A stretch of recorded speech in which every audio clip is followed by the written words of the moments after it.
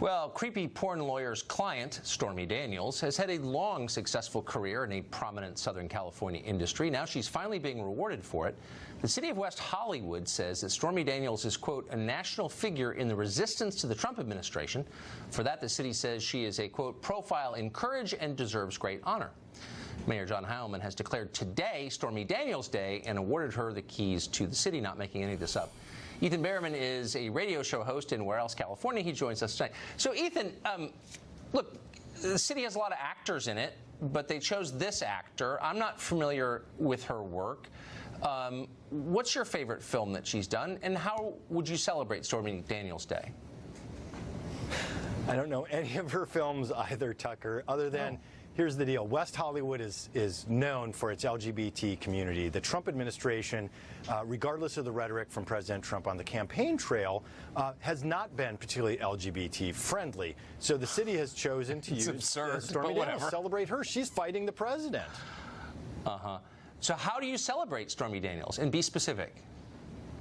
Well, in this case, they're giving her a key to the city. Just like, you know, I read stories to my kids, right, at bedtime. Tucker, I'm sure you do the same thing. So I read them the Curious George. But not Stormy Daniels related stories, right?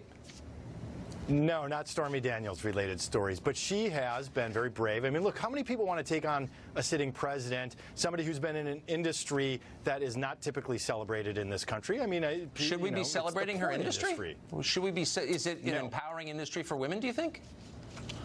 I think that there are a very select few women who do view it that way, and there are some feminists. Camille Paglia, for example, does say that, where, you know, if you choose to enter that industry, then that is a form of feminism. Come on, I mean, don't humiliate yourself. It's not empowering for women. It's totally disempowering. Obviously, it's degrading. But let me ask you this sincerely. So I'm not sure what the sin is here. So the allegation is that there was an act of sexual congress between adults who weren't married to each other, okay?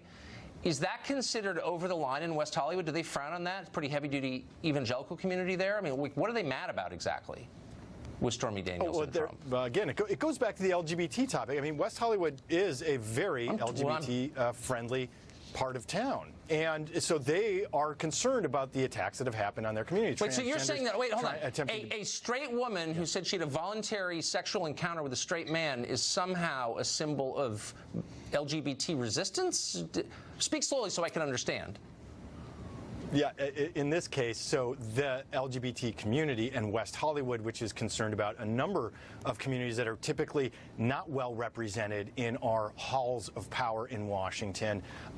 West Hollywood has seen Stormy Daniels being brave, standing up, supporting her attorney, Michael Avenatti, in his efforts to bring President Trump's, some of these dark parts of President Trump and what his people have done around him out into the open. So I'm just confused. When did that? I mean, I'm very familiar with West Hollywood. I used to live in L.A. I don't remember it being a particularly puritanical place. Are they upset that Trump is alleged to have had this relationship outside of the bonds of marriage? Is that, I mean, like, what is the sin here that they're protesting from their point of view? I would suggest that there is some hypocrisy here. If you're going to be taking anti-LGBT stances, but no one in this is gay. This is actually insane. Really quick. I mean, but it's the administration that. Okay, but I just still don't know what that has to do with Stormy Daniels. I mean, I disagree with your premise, but I don't know what it has to do with Stormy Daniels. Are there any other porn stars that they're going to honor? Well, she's the one who's leading the fight. She's exposing a lot of what's happening in Washington. Look what happened with Michael Cohen today. I mean, the taxi king flipped. We got new information out of the BBC about alleged payments from Ukraine. I mean, there are a lot of dark things that are coming out here. Look, I'm not attacking Stormy Daniels, but because of Stormy Daniels. Would the city of West Hollywood, because I think it is an incorporated city, would it dare have a Thomas Jefferson Day or George Washington Day? Of course not. So, like, to what extent are they degrading themselves with this silliness? I mean, honestly, like, are you proud of this? This is your standard bearer, Stormy Daniels? I think that, you know, for as much as you like to pick on Michael Avenatti and Stormy Daniels, I don't know who that is. I think he's a zealous advocate. Michael Avenatti? Oh, creepy porn lawyer. Sorry, whatever. I never heard the name. The guy, the eyes too close together guy. Yeah.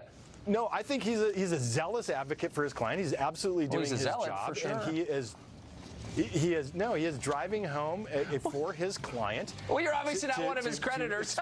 So that's good. Ethan, it's great to see you. Game attempt. I appreciate it. Thanks, Tucker.